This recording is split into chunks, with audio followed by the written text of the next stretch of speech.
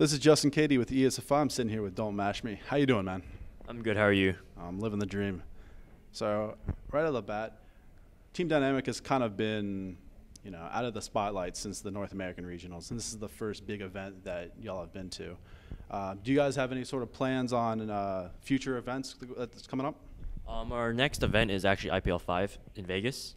We didn't do too well here, but it's a start because this is like a whole new roster with me joining.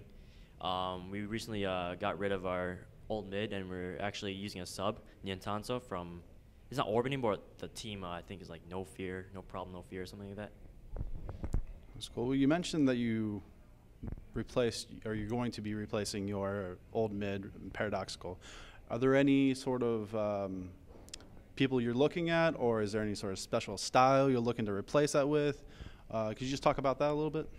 Recently, Curse got, I'm not sure if he left or they got rid of, but Salsi used to be a TSM Evil's AP mid player, and I believe we're going to be trying him out. We can actually move Zion Spartan, our top laner, to mid and pick up a top laner, maybe like Cruiser the Bruiser. We have a lot of options, and our probably play style would probably be like most likely aggressive, someone who can make plays and make calls. Like everybody on our team makes plays and calls. So there's no one person who makes the calls on your team, like Chilster might be on CLG, like he is the team caller. So you guys don't really have one of those? Everybody gives their input, and most of the time when someone says something, like we have this like trust bond, and we believe that if that guy thinks it's right, then we will probably go for it. But usually everybody does their fair share. Like during phases of the game, like level 1s, that's like the jungler's job. Team fights, that's the AD carry's job. So everybody does their part. Cool. So branching out into more the international scene, we have two Korean teams here right now. How do you feel that you guys can match up with them, and especially with the practice regiments that they are able to take out, and I don't know if you are able to follow suit with. How do you think you can match up with those guys? We faced the Zubu Blaze our first round. We got 2-0'd, but the games are actually really close. And what they actually have over us is like, this is their job basically.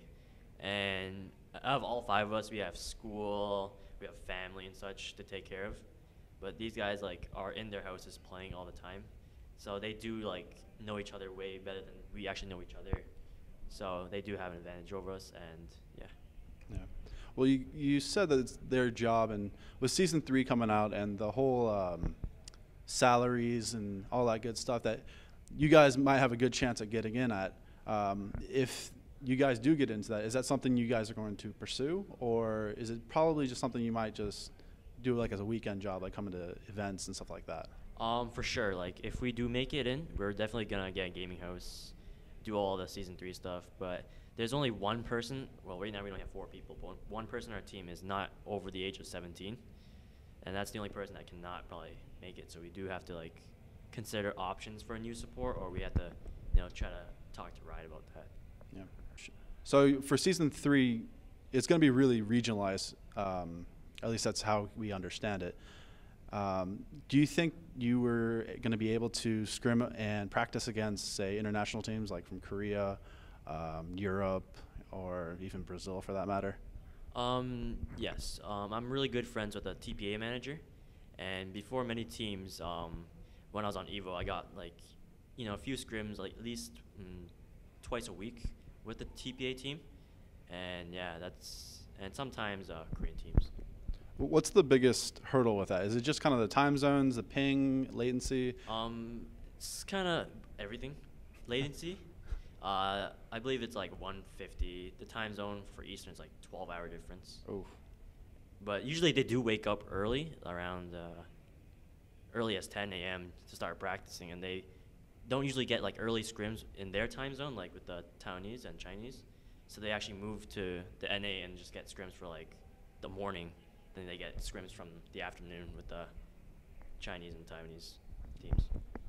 So obviously playing against TPA, the reigning Season 2 champions, it's going to help you. Do you find you get good strategies from them? Do you discuss strategy, or is it just kind of they play their game, you play your game, and that's kind of the way it is? Um, we actually discussed, like, I'm good friends with their support and mid player.